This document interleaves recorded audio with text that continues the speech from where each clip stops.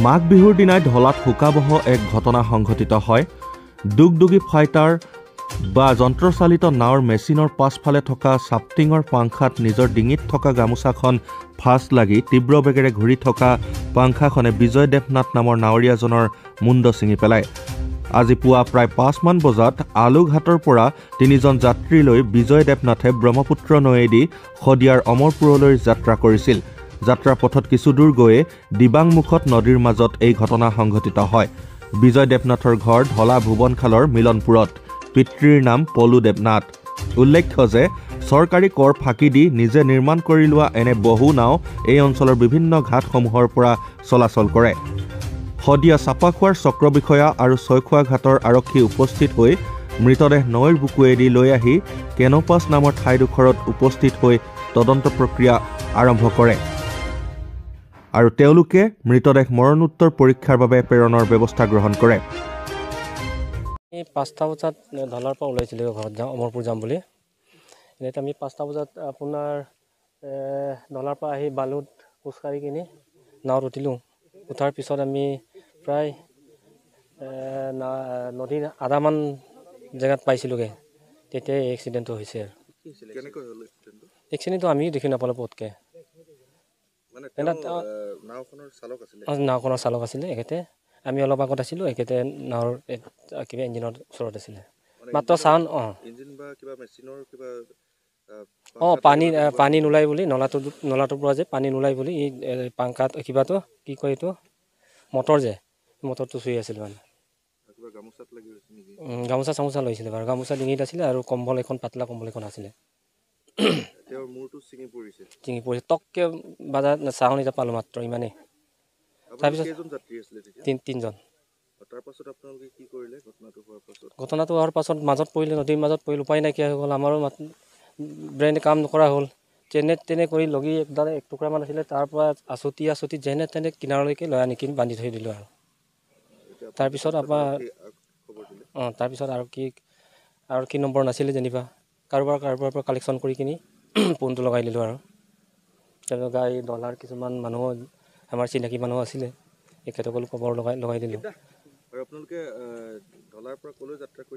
অমৰপুৰ। শদিয়া অমৰপুৰ। সি ৰাতিপুৱা 4টা বজাত ঘৰৰ পৰা ওলাই যোৱা। 4টা বজাত ওলাই যোৱাৰ পিছত তাৰপৰা মিচিং মানুহ 3জন আহিলে। সেইকেইটাই কালি ৰাতি ফোন কৰিছিলে তেওঁক, আমাক পাৰ কৰি দিবলৈ ৰাতিপুৱা। তাৰপিছতো তুমি মাছো আনিব পাৰে কওঁতে মানে এই ৰাতিপুৱা 4টা বজাত ঘৰৰ পৰা ওলাই গৈ পেলাই 5টা বজাত বুট ষ্টাৰ্ট দিলে। ষ্টাৰ্ট দিয়াৰ পিছত সিপাৰ যাওঁতে এটা নলা আছে, নলাটো পাৰ হওঁতে মানে দিবাংমুখত গৈ পেলাই মেচিনটো বোলে পানী নিদিয়াৰ পাছত পাইপডাল টানোতে এই চাবডিনাৰ তাৰ কিবা কাপোৰ লাগি থকাৰ পিছত ডিঙিটো টানি আনি পেলাই বোলে তাত পেলাই দিয়াৰ পিছত নাৱত যে 3টা মানুহ আছে, 3টা মানুহ গম নাপায় বোলে। 3টা মানুহ গম কেনেকুৱা নাপাব? এইকেইটাই 3টা মানুহ নাৱত বহি থকা মানুহ কেনেকুৱা গম নাপাব? নাওখনৰ নাম দুগদুগী হয়। তাৰপিছত সিহঁতি গম নাপায় কৈছে। আৰু 3টা মানুহ যদি থকা অৱস্থাত এটা মানুহ ডেৰ হৈ আছে, গম নাপায়। সিহঁতি কৈছে কি মেচিনটো বন্ধ হোৱাৰ পিছত আমি গম পালোঁ। সেইটো কিবা হেৰি হ'ল নেকি? সেইটো সেনেকুৱা নহয়। 3টা মানুহ লগতে ইমান সৰু নাওখন, 3টা মানুহ ইয়াৰ ফেৰ হ'লে এইখন মেচিনত কিবা এটা যাব লাগিলে গম পায়। সেইটো মানুহকেইটা 3টা মানুহে গম নাপায়।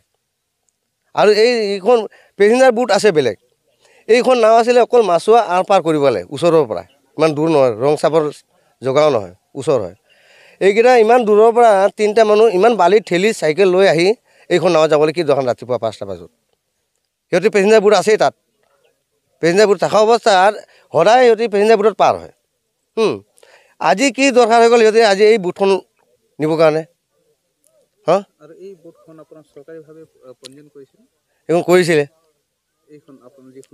এইখন এতিয়া মোৰতো ইমান ক'ব নোৱাৰিছোঁ, মোৰ ভাইটিয়ে হয়।